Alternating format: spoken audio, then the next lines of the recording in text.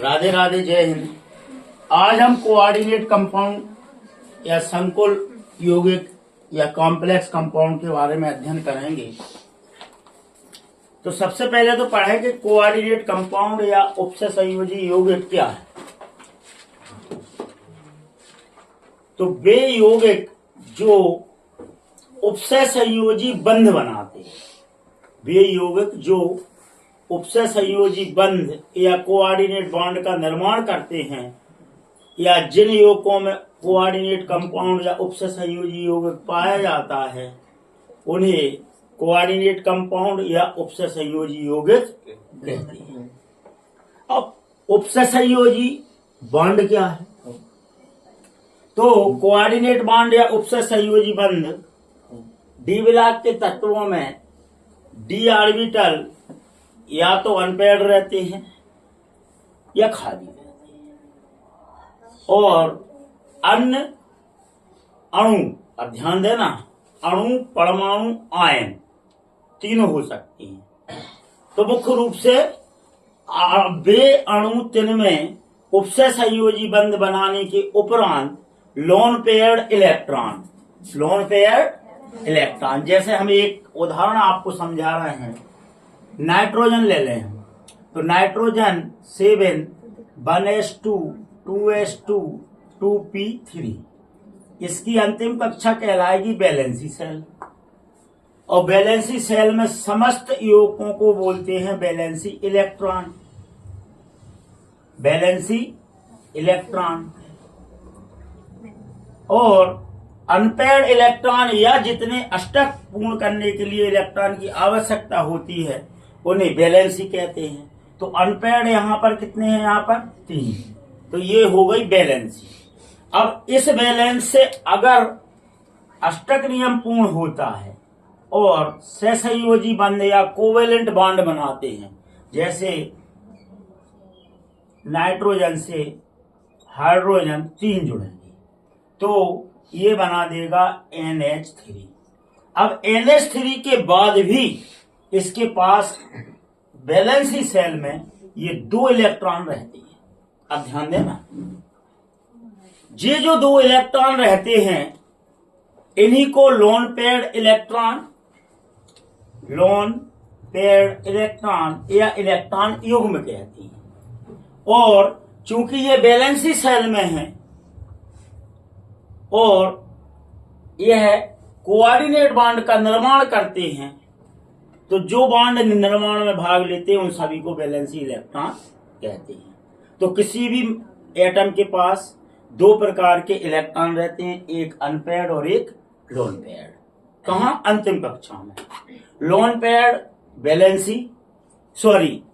Unpaired valency या संयोजकता, और loan paired coordinate bond का निर्माण करते हैं। तो कोऑर्डिनेट बॉन्ड में यह लोन पेयर्ड इलेक्ट्रॉन सीधे के सीधे दोनों डोनेट कर दिए जाते हैं। अब ये 2 बॉन्ड कहां जाएंगे? या तो 2 अनपेयर्ड के पास जाएंगे या रिक्त ऑर्बिटल के पास जाएंगे, और वो होंगे किसके पास? डी ब्लॉक के तत्वों में। क्योंकि डी ब्लॉक के तत्वों में हमको मालूम है कि रिक्त ऑर्बिटल भी रहते हैं और अनपेयर्ड इलेक्ट्रॉन भी रहते हैं। तो यह डोनेट कर देते हैं, तो डी ब्लॉक के तत्व उन लोन पेयर्ड इलेक्ट्रॉनों को ले लेते हैं और ले लेकर एक कंपाउंड का निर्माण करते हैं, जिन्हें कोऑर्डिनेट कंपाउंड कहते हैं। तो लोन पेयर्ड इलेक्ट्रॉन के द्वारा जो बॉन्ड बनता है उसे कोऑर्डिनेट बॉन्ड कहते हैं, और जो लोन पेयर्ड इलेक्ट्रॉन जिस कंपाउंड में पाया जाता है, कोऑर्डिनेट बॉन्ड उपसंयोजी बंध जिस कंपाउंड में पाया जाता है, उन्हें उपसंयोजी यौगिक या कोऑर्डिनेट कंपाउंड कहते हैं। जो अणु या एलिमेंट लोन पेयर्ड इलेक्ट्रॉन को डोन करता है, दाता रहता है, उसे डोनर कहते हैं, और जो मेटल ग्रहण करता है उसे एक्सेप्टर या ग्राही कहते हैं। अब कोवेलेंट बॉन्ड मतलब जे वाले बॉन्ड, और कोऑर्डिनेट बॉन्ड मतलब लोन पेड वाले बनने के बाद भी अगर मेटल के पास कोई धन आयन या ऋण आयन रह जाए तो वहां पर इलेक्ट्रो कोवेलेंट बॉन्ड या विद्युत सहसंयोजी बंध बनता है। तो अब ये बताओ, इन कंपाउंड में कोवेलेंट बॉन्ड भी बनता है, इलेक्ट्रो कोवेलेंट बॉन्ड भी बनता है, सहसंयोजी बंध भी बनता है, विद्युत सहसंयोजी या आयनिक बंध भी बनता है, और कोऑर्डिनेट बॉन्ड भी बनता है। तो वे कंपाउंड जिन्हों में तीनों प्रकार के बॉन्ड पाए जाएं तो वो कहलाएंगे कॉम्प्लेक्स कंपाउंड। कॉम्प्लेक्स, हम कॉम्प्लेक्स उस बिल्डिंग को कहते हैं जहां पर 4, 5, 6 दुकान एक साथ रहे। मन्नत कॉम्प्लेक्स मोबाइल की दुकान भी है, कपड़ों की भी है, मेडिकल भी है, किराना भी है, तो अपन का कहते हैं कॉम्प्लेक्स। तो ये कंपाउंड ऐसे कंपाउंड है, जैसे देखो H2 है, हम केवल सहसंयोजी कंपाउंड कहेंगे, NaCl है, हम केवल आयनिक कंपाउंड कहेंगे या विद्युत कोवेलेंट बॉन्ड या विद्युत सहसंयोजी कंपाउंड कहेंगे। लेकिन ऐसे कंपाउंड जिनमें सहसंयोजी बंध के द्वारा अमोनिया बनी, कोई मेटल धातु से कोऑर्डिनेट बंध बन जाए और उसके बाद अगर उस पर प्लस या माइनस चार्ज आ जाए तो उससे धन और ऋण एलिमेंट जुड़ जाए तो वहां कहलाएगा इलेक्ट्रोकोवेलेंट बॉन्ड। तो जब तीनों प्रकार के बॉन्ड पाए जाएंगे तो उसको हम कहेंगे कॉम्प्लेक्स। अब कॉम्प्लेक्स कंपाउंड और उपसहसंयोजी कंपाउंड या यौगिक, कोऑर्डिनेट कंपाउंड और कॉम्प्लेक्स, तीनों में अंतर समझो। तो पहले हम आप एक एग्जाम्पल के द्वारा समझाएं कि जैसे कॉपर नहीं, हम समझाएं निकल वाला। ये हो गया निकल, कौन हो? डी ब्लॉक का तत्व। मतलब ये क्या है? मेटल धातु। इससे जुड़े 6 कोऑर्डिनेट कंपाउंड बॉन्डिंग करेंगे, NH3 NH3 NH3 NH3 NH3 और NH3। इनके लोन पेयर इलेक्ट्रॉन इनको दे रही है। तो अब कोऑर्डिनेट बॉन्ड में इस प्रकार का चिन्ह लगता है, जबकि सहसंयोजी बंध में केवल इस प्रकार का चिन्ह लगता है। तो अब जे हो गए मेटल, जे का हो गए मॉलिक्यूल्स। अब ये कहलाएगा डोनर, और डोनरी को कहते हैं लिगेंड। यहां समझ, संलग्नी या लिगेंड। और मेटल को बोलेंगे सेंट्रल मेटल आयन, केंद्रीय धातु आयन। और इसके ऊपर ये धन चार्ज लग गया। कितने लग गए जहां में धन चार्ज? 2। अब 2 धन चार्ज को संतुष्ट करने के लिए यहां हम 2 Cl भी जोड़ सकते हैं। कितने? 2 Cl जोड़ देंगे। तो अब देखो आप, एक हो गए NH3 सहसंयोजी बंध, कोवेलेंट बॉन्ड, अमोनिया मॉलिक्यूल्स और निकल के बीच में कोऑर्डिनेट बॉन्ड, और पूरे कॉम्प्लेक्स के बीच में Cl2 बॉन्ड, विद्युत सहसंयोजी बंध। तो ये क्या कहलाएंगे? कॉम्प्लेक्स। अब यहां हम फिलहाल के लिए ये धन आयन रहने दे रहे हैं। समझ तो गए ना? अब देखो आप,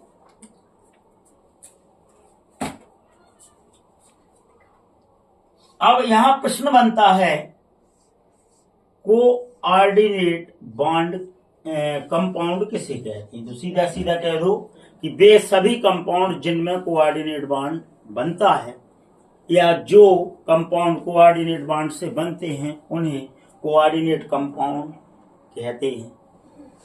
उपसय संयोजी यौगिक क्या है? जो उपसय संयोजी बंध के द्वारा बनते हैं उन्हें उपसय संयोजी बंध कहते हैं। ठीक है ना। अब वे कहें उपसय संयोजी कंपाउंड या कॉम्प्लेक्स यौगिक या संकुल यौगिक क्या है? संकुल यौगिक, कॉम्प्लेक्स कंपाउंड, तो वे कंपाउंड जिनमें सहसंयोजी बंध, कोऑर्डिनेट बॉन्ड और आयनिक बॉन्ड तीनों पाए जाएं। मेटल, लिगेंड और यहां मान लो धन है तो ए ऋण के रूप में जुड़ेगा और ये हो जाएगा उदासीन, और अगर यहां ऋण है तो बी धन के रूप में जुड़ेगा और ए हो जाएगा उदासीन। ठीक है ना। तो ये कहलाएंगे कॉम्प्लेक्स। अब कॉम्प्लेक्स दो प्रकार के हो गए, एक धनात्मक वाले एक ऋणात्मक वाले। लेकिन उपसय संयोजी बंध क्या है? उपसय संयोजी कंपाउंड कितने प्रकार के हैं? यहां से दूसरा प्रश्न चालू हुआ। पहला क्या हुआ? कोऑर्डिनेट कंपाउंड, दूसरा कॉम्प्लेक्स कंपाउंड। तो कॉम्प्लेक्स कोऑर्डिनेट कंपाउंड में ही कॉम्प्लेक्स कंपाउंड पाए जाते हैं। अब कोऑर्डिनेट कंपाउंड कितने प्रकार के हुए? 3 प्रकार के। एक, जब केंद्रीय धातु आयन और लिगेंड के बीच बॉन्ड बनने के बाद किसी प्रकार के आयन ना बने, जीरो रहे, ना पॉजिटिव आयन ना, तो उन्हें कहेंगे उदासीन कंपाउंड। तो उदासीन कंपाउंड उपसय संयोजी कंपाउंड या कोऑर्डिनेट कंपाउंड तो कहलाएगा, लेकिन कॉम्प्लेक्स कंपाउंड नहीं कहलाएगा। फिर दूसरे प्रकार के लिगेंड और केंद्रीय धातु आयन के बाद धन आयन बन जाए तो ये कहलाएंगे धनात्मक उपसय संयोजी कंपाउंड या पॉजिटिव कोऑर्डिनेट कंपाउंड। ठीक। और अगर मेटल और लिगेंड के उपसय संयोजी बंध के बाद अगर नेगेटिव चार्ज आ जाए, कौन सा चार्ज? तो ये कहलाएंगे नेगेटिव कोऑर्डिनेट कंपाउंड। तो कॉम्प्लेक्स तो कहलाएंगे ये दोनों, और कोऑर्डिनेट कंपाउंड कहलाएंगे तीनों। समझेगा नहीं बात है? मतलब कोऑर्डिनेट कंपाउंड के अंदर ही कॉम्प्लेक्स कंपाउंड होते हैं। तो अब कोऑर्डिनेट कंपाउंड कितने प्रकार के भाई? 3 प्रकार के। सीधी बिल्कुल सही बात है। एक neutral, positive, negative coordinate. Complex, अब यह कॉम्प्लेक्स में एक प्रश्न और आता है, डबल साल्ट क्या है? डबल साल्ट या दुक लवण क्या है? तो इन्हें डिस्चार्ज करने के बाद यहां ऋण भाग ए जुड़ जाए और यहां ऋण भाग बी जुड़ जाए, तो बे कोऑर्डिनेट बे कॉम्प्लेक्स कंपाउंड जो जल में घुलने के बाद धन आयन और ऋण आयन में अलग अलग टूट जाए, धन आयन और ऋण आयन में अलग अलग टूट जाएं, उन्हें डबल साल्ट कहते हैं। और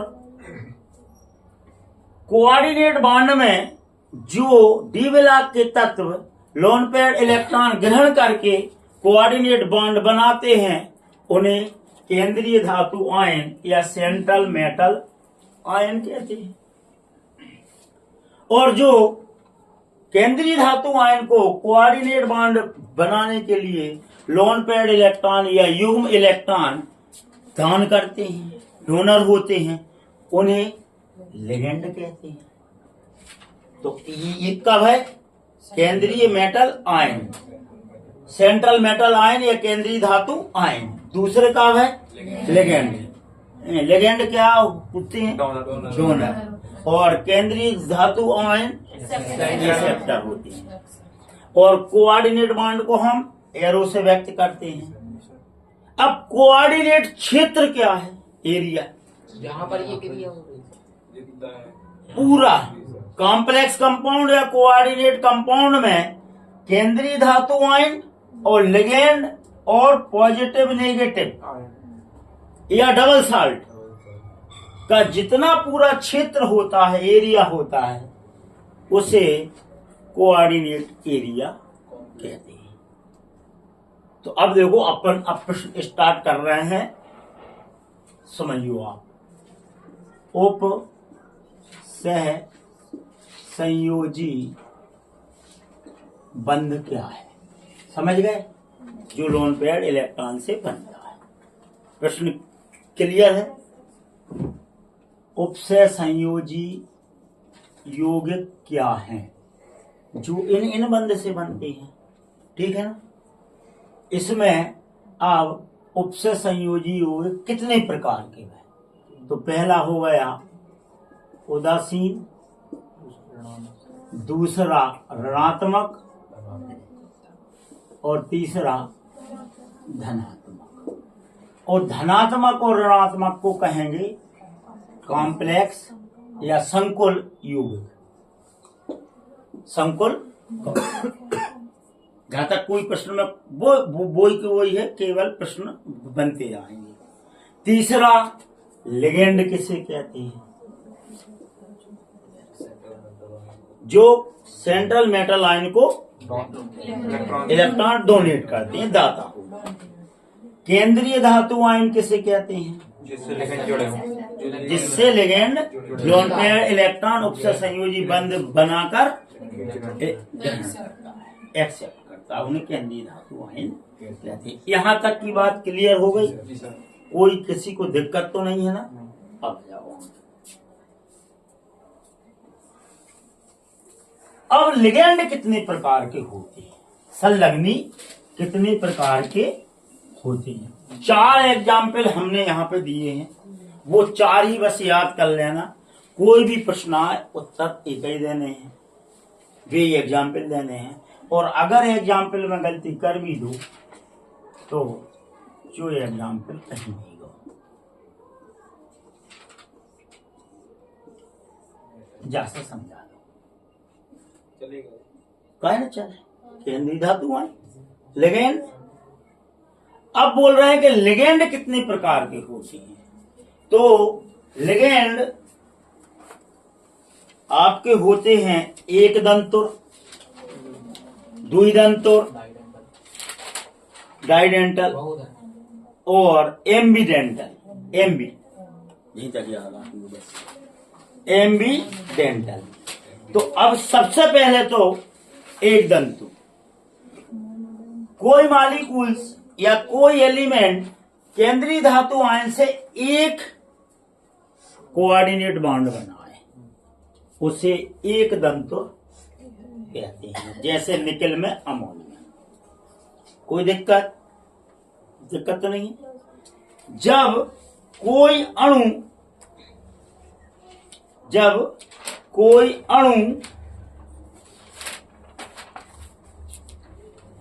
केंद्रीय धातु आयन से CH2, NH2,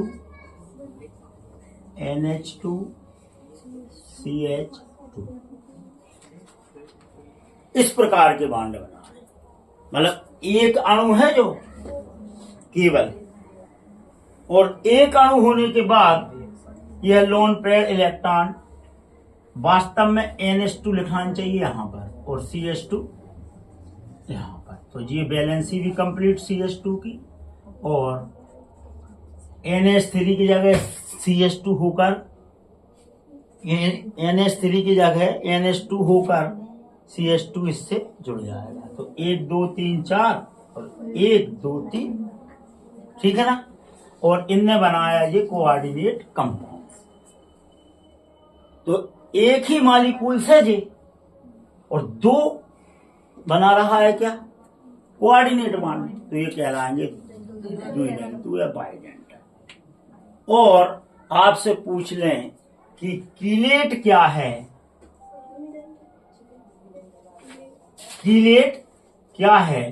तो आप कहोगे कि जब केंद्रीय धातु आयन से द्विदंतुर लिगेंड कोऑर्डिनेट बॉन्ड बनाकर चक्रीय संरचना बना दें, एक साइक्लिक स्ट्रक्चर बना लें, उन्हें कीलेट कहते हैं। तो द्विदंतुर याद रखो जहां, और का रखो कीलेट। कीलेट क्या है? जब केंद्रीय धातु आयन से कोई अणु दो या दो से अधिक बॉन्ड बनाकर कोऑर्डिनेट और एक चक्रीय संरचना बनाए, साइक्लिक स्ट्रक्चर बनाए, तो उसे कीलेट कहते हैं। समझ में आ जा रही ना?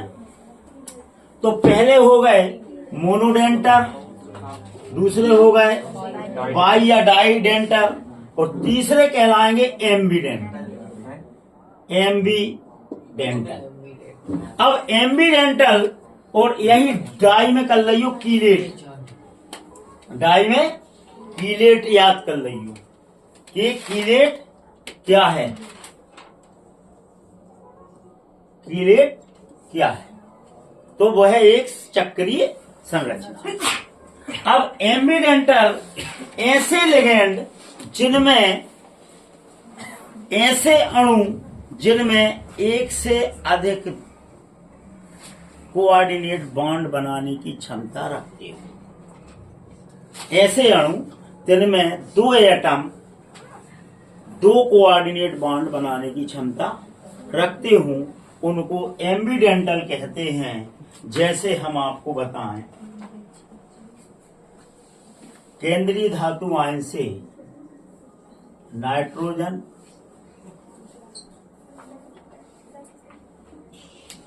NO2 में एक एटम तो नाइट्रोजन है जो कोऑर्डिनेट बॉन्ड बनाने की क्षमता रखता है, और दूसरा इसी के पास Na2 के पास O भी है जो लोन पेयर इलेक्ट्रॉन डोनेट कर सकता है। तो ऐसे लिगेंड जो अणु दो एटम रखते हूं केंद्रीय धातु आयन से कोऑर्डिनेट बॉन्ड बनाने की, उन्हें एम्बीडेंटल कहते हैं। तो अब बताओ लिगेंड कितने प्रकार के हुए? पहला, दूसरा, तीसरा। मोनो में एक, जैसे NH3। वाई में डाई एमीन एथीन, ठीक है ना? अब डाइड या बाइडेंटल से ही कीलेट बनते हैं क्योंकि वह चक्रीय संरचना बनाते हैं। एम्बीडेंटल वे कहलाते हैं जो एक से अधिक एटम रखते हों कोऑर्डिनेट बॉन्ड बनाने के लिए, चाहे तो वो नाइट्रोजन से ही बना ले, चाहे तो वो, जबकि है क्या, ये Na2 NO। अब समन्वय संख्या क्या है? समन्वय संख्या, कोऑर्डिनेशन संख्या, बेटा ध्यान दो। समन्वय संख्या केंद्रीय धातु आयन से जितने लिगेंड जुड़े हुए होते हैं उसे समन्वय संख्या कहते हैं। जैसे जहां पे 4 है, निकल की 6 थी, जहां पे 4 ही रहे। और ऑक्सीकरण संख्या क्या है? वो आयन आखिरी में लिगेंड बनने के बाद जितने पॉजिटिव आयन, मान लो 2 बने, तो ये कहलाएगी ऑक्सीकरण संख्या +2। और मान लो यहाँ लिगेंड बनने के बाद माइनस बनी तो कहलाएगी -2। ये ऑक्सीकरण संख्या कहलाएगी। तो बात समझ में आई क्या नहीं? समन्वय संख्या कोऑर्डिनेट बॉन्डों की संख्या या लिगेंडों की संख्या, और ऑक्सीकरण संख्या पॉजिटिव और नेगेटिव कॉम्प्लेक्स कंपाउंड में जितने पॉजिटिव और नेगेटिव आयन बनेंगे वो उसकी कोऑर्डिनेट संख्या कहलाएगी। और उसी के हिसाब से यहाँ क्लोरीन, पोटेशियम या अन्य कोई एटम जोड़कर उसे उदासीन कर देगा।